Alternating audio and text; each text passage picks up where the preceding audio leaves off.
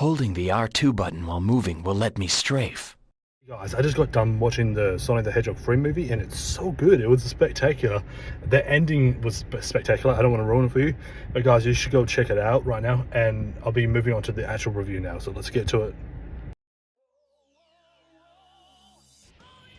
Hey guys, it's Raspberry Gem Gaming here, and today we're going to be doing the review of the Sonic the Hedgehog 3 movie. Sorry if I messed that up.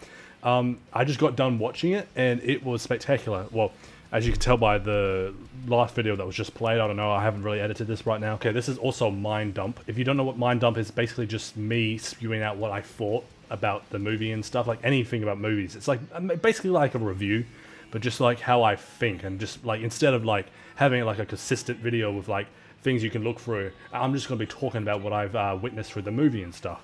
It's just nice and easy, and you guys can just check it out and we'll just watch it, resonate with me with the movie and stuff. But this movie was spectacular. The way they did Shadow was similar to the game Shadow in the main continuity. The SDU is looking spectacular. The Sonic the Hedgehog 3 movie, I don't think it was overhyped. The first pacing of the movie was terrible. Like, I feel like it could have done a little bit better, but that's the problem with the Sonic the Hedgehog movies. They have terrible pacing. The worst pacing I've probably ever seen from a movie was mainly the Super Mario Bros. Movie, but that movie was really good. Chris Pratt's voice didn't do too well, because I didn't really much like it. I didn't mind it, and I still don't like it, but I don't mind it. Back to what I was saying, Keanu Reeves voicing Shadow, it was fine at certain points. Like to me, it didn't sound like Shadow, and maybe that's just my expectations, because I love Shadow's voice actor. His earlier voice actor, not his current voice actor. His current voice actor people didn't really much like, but then they started warming up to it. But his current voice actor isn't that bad. Keanu Reeves, at some points, it just sounds really groggy. And I feel like, I don't know, that was the point of Shadow, because he's a dark character.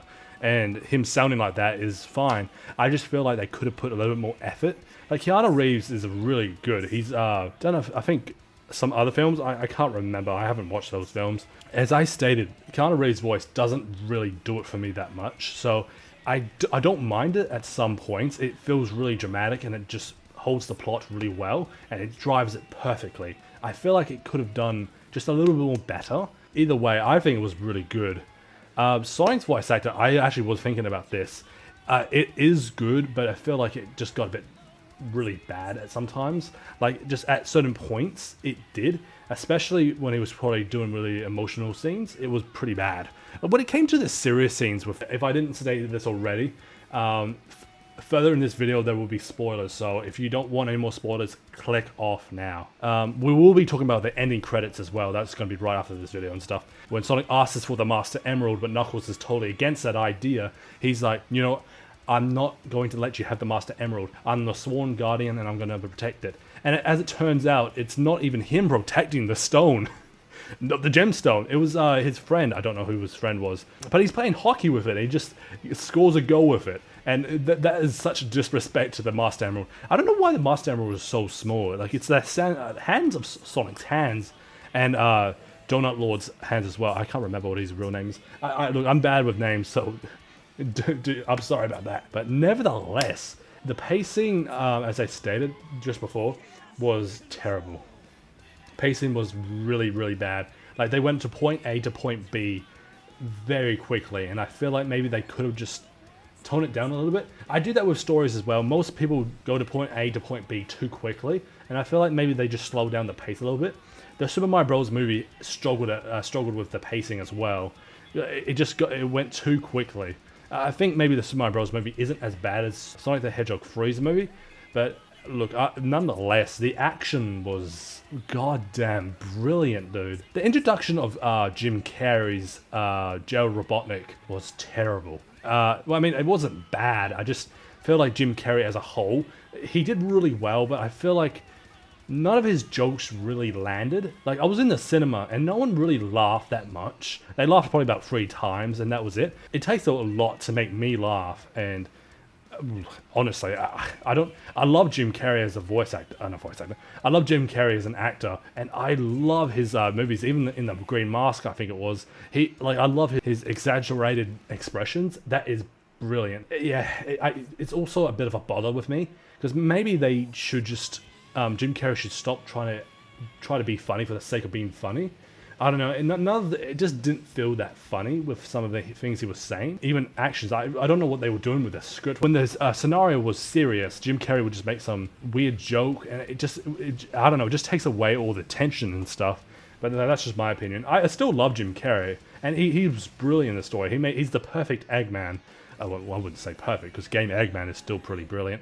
I just feel like if you want to make a really sympathetic villain, don't do what Jim Carrey did. Antagonist of the story is Shadow, and his Shadow was brilliant. His character, maybe his pacing was a little bit bad, but we got about scenes of him in between other scenes where it showed how sympathetic the characters, like him losing Maria, and them with Shadow playing with Maria too, and that was really good. It was heartwarming. I really did feel that. The actor who played the character of Maria did a really good job. She was, I think she was probably the best out of the entire lot. Like out of all the actresses and actors, she did a brilliant job. Sorry if I don't know your name. I'm so sorry. It's massive disrespect to the actors.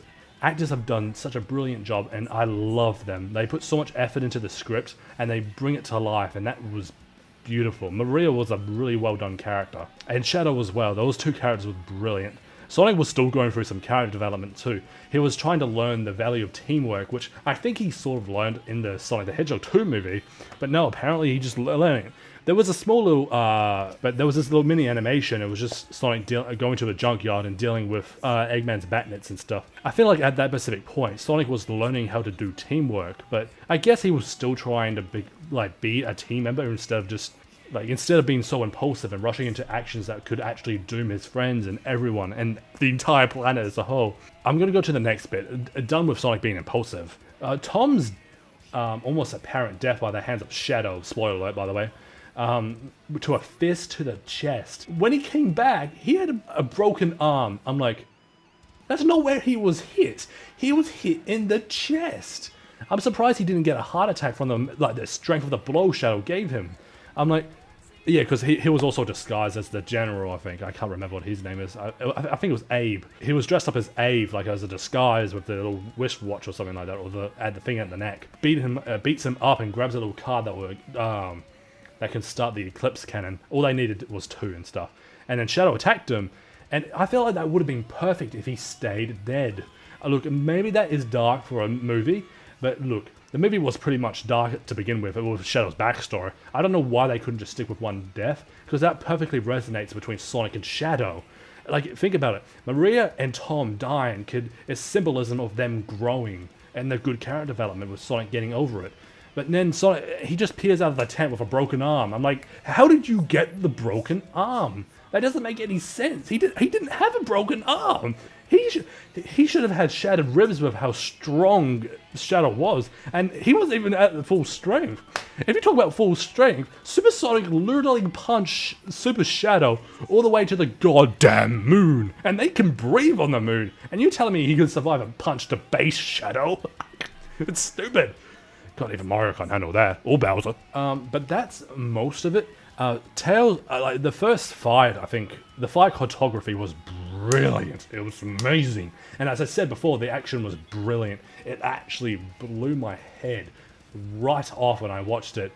I think the audience would loved it, I guess. But the fighting was really brilliant. The first fight, maybe it was good. It was really good. The bike scene with Sonic and Shadow, with Shadow stopping the bike on the building and doing that. I'm sorry if I don't know the reference. I know what the reference is. I just don't know how to say it.